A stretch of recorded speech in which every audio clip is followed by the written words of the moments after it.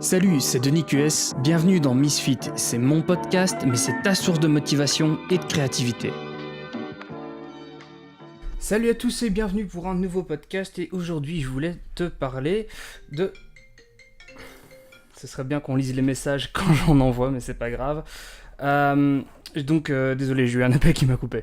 C'est pas grave, je vais pas recommencer. Donc je te disais, je voulais te parler aujourd'hui de quelque chose qui est très important pour moi et qui définit réellement à la fois mon travail et la personne que je cherche à être. La logique, c'est que personne n'est parfait. Donc, je suis désolé, attends, j'ai passé en mode ne pas déranger, comme ça j'aurais pas les notifications.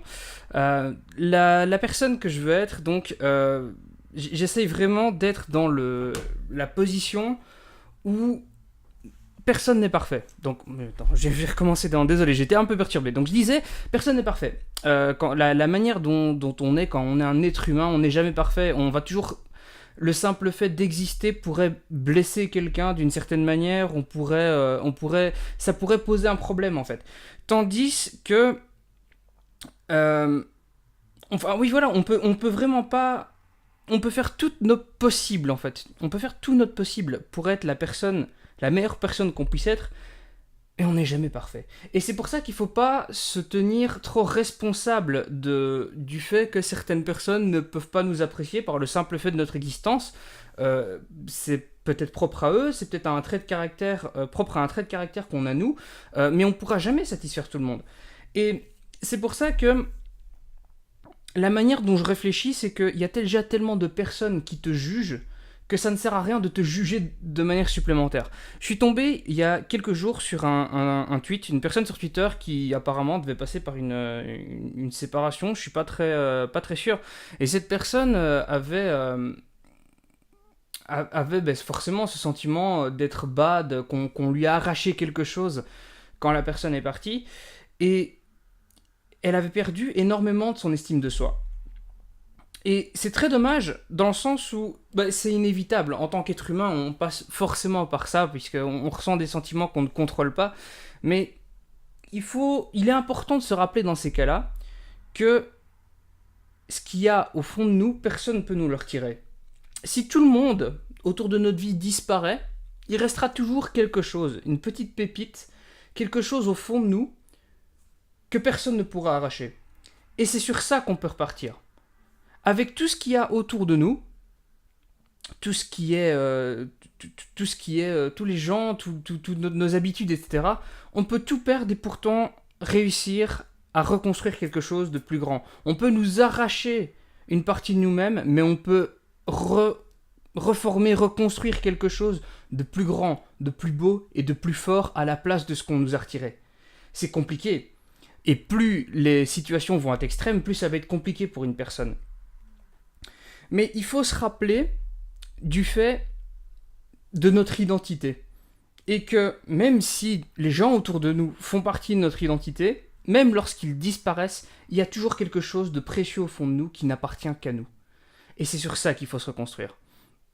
Et la manière dont je vois les choses, c'est qu'en essayant de faire de notre mieux, pas seulement au travail, pas seulement en travaillant, ce qui est ma tentative, j'essaye de faire du mieux que je peux dans mon travail. Mais c'est pas seulement de ça que je parle.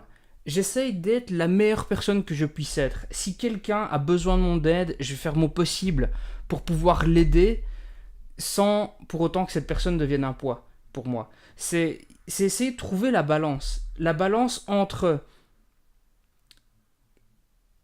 prendre suffisamment soin de la personne qu'on est soi, prendre suffisamment soin de soi-même, mais malgré tout, essayer de faire le mieux qu'on peut autour de nous. Et pourquoi ça ?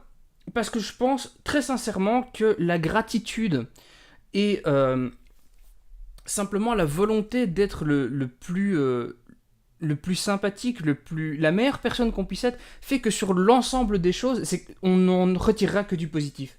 Réfléchissez à ça. Si une personne passe son temps à vous faire des coups dans le dos, à être désagréable avec vous, ou même qui a l'air d'être gentil, mais que derrière vous savez très bien qu'elle se moque de vous, elle essaie de profiter de vous, est-ce que vous allez rester autour de cette personne ?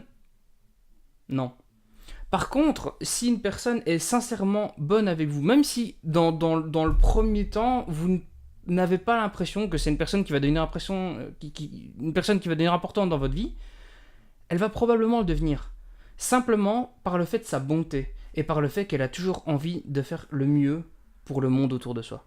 C'est une simple pensée, je vais tenir ce podcast très court pour 2 raisons. La première, c'est que visiblement j'ai un appel sur le feu, la deuxième, c'est que j'ai presque plus de batterie sur la caméra. Mais c'était quelque chose que je voulais te partager, voilà. Je te souhaite une excellente journée, je te donne rendez-vous demain pour un nouveau podcast, et fais le meilleur de toi, deviens la meilleure version de toi-même. Salut. Merci d'avoir écouté ce podcast. Si tu veux mettre une seule étoile à ce podcast, pas de souci.